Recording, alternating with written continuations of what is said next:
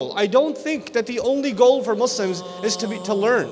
I don't think that. I do think coming together and feeling inspired. I bring my kids every year because I want them to see all kinds of weird Muslims walking around. And they said, that one's Muslim too. And I say, yep, that one too. I want them to feel that. But as we grow in our religion, one of the things that starts happening is we start talking about the problem of the Muslims, the problem of the masjid, the problem of the world, the problem of politics, the problem of, da'wah in America, the problem of some brothers and sisters on my college campus who don't do this and don't do that. And brother, I was talking to this one Muslim who doesn't pray. How do I convince him, etc., etc. Problems, problems, problems, and they're usually somebody else's problems, and you're trying to figure out the solution to everybody else's problems. In other words, the more religiously awakened you get, after a while, your concerns shift from predominantly being concerns about yourself to concerns about others. You just worry about others as though you have already been resolved. That territory has already been conquered. Now it's time to move on and help somebody else. May Allah help those Muslims, brother. Those guys from the Pakistan Student Association. Why aren't they in the MSA, the ones that are already 1 foot into Jannah? Why aren't they there? Why aren't they at the neighbor net? Why aren't they at this program or that? Or why aren't they showing at the conferences? What can we do for them? Well, first and foremost, we have to do something for us. And that's what this conversation of fear is about. I'm trying to address all of these different kinds of audiences, and there are even more categories. But let me tell you something. The more you're out there in activism and doing things, there's a very natural tendency to forget about yourself. You start getting concerned with the organization that you're serving, with the program that you're putting together, with whatever activity, and you start losing yourself in the process. Two very common words that are associated with fear, that actually they're related to each other. One of them, even though it doesn't technically mean fear, is taqwa. And I think all of you know the term taqwa, right? You've heard it before.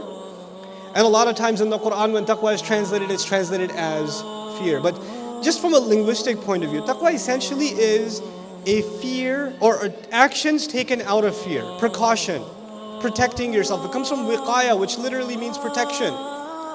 So when you lock the house as you leave, that's taqwa. If you're going on a road trip and you left a couple of lights on purpose, and you set the alarm, or you told the neighbor, or you left the keys with a friend or whatever, all of that's taqwa. In other words, you took proper precaution to not get yourself into trouble.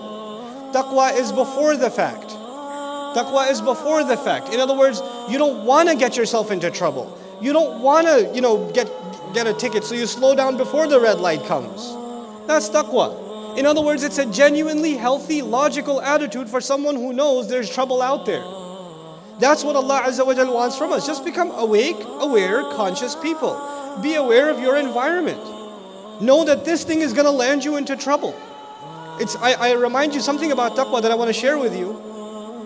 Allah Azza wa Jal did not tell us, or tell Adam alayhi salam, don't eat from the tree. لا تأكلا من هذه الشجرة. Don't eat from the tree. He didn't say that. فقال لا تقربا هذه الشجرة. Don't go near the tree. Now, the next part of the ayah is لا تقربا هذه الشجرة فتكون من الظالمين. Don't eat from the tree. Don't go near the tree, rather. You'll become from the wrongdoers. But there's a step in between. Don't go near the tree. If you do go near the tree, as a result, you'll get tempted by the fruit. Then you will eat the fruit. Then a whole bunch and then eventually you'll be counted among the wrongdoers. There's a whole process. But as far as Allah is concerned and His knowledge of human nature is concerned, because He knows what He created, He says once you're within the gravitational force, you get close enough, you will get sucked in. So if Adam alayhi salam was told that, you, my brother, cannot say, nah, I can handle myself. I got this. It's not haram, is it? It's just like almost haram. You can't do that.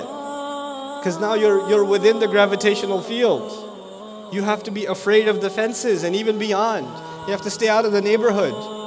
You got to stay away. You can't even go near it. This is a very powerful thing Allah taught us. Not just to fear Him, but to fear the things that lead us to sin. To be afraid of the things that lead you to sin. You're heading in the wrong direction. You're not doing anything wrong yet, but I could see where this is leading. So stop. Let me give you guys a little bit of an example, just so this is not entirely theoretical. So sister comes up to me and says, or the brother comes up to me and says, this Christian girl in college is asking questions about Islam and she's asking about God. Or a Muslim girl comes up to me and says, this guy in my college class, he's asking a lot about God and he has these questions. Could you help me answer them? Because he keeps arguing with me. Lady, sister, he's not arguing with you because he has a theological concern. Because those questions have well been answered online and there's plenty of resources on that available. He just wants to spend some more time with you. And maybe deep down inside you already know that. But you come and you say, no, I'm trying to give him da'wah to Islam. And you say, I'm going to help this sister out. She's a sister, inshallah. I want to help her out and we're just going to meet at Starbucks and discuss Tawheed. That's what we're going to do. I mean, this is da'wah to Islam.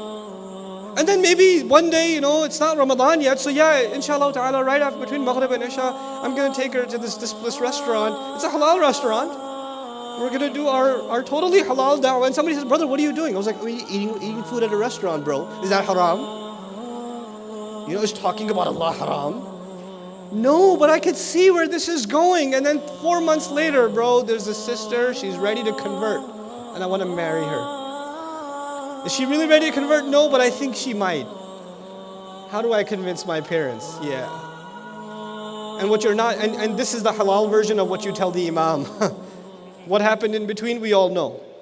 We're not dumb. Okay? I was in college too once. I know how this stuff goes. And when you question the guy, you question the girl, you say, what are you talking about? Astaghfirullah, I would never. Really? You would never? You get sucked in, you don't even realize it. One thing leads to another. One thing leads to another. You have to be afraid of these things. And this will never happen. I'm going back to the beginning of my conversation. You will not be afraid of these problems if you don't really know who you are. If you're delusional about yourself. If you think that everybody else has a problem, you're here to save the world. You're here to give them Islam. If that's what your mentality has become, then you will never think that you have a nafs problem too. You have shahawat also. You have the waswasa of shaitan too. You won't even be worried about that.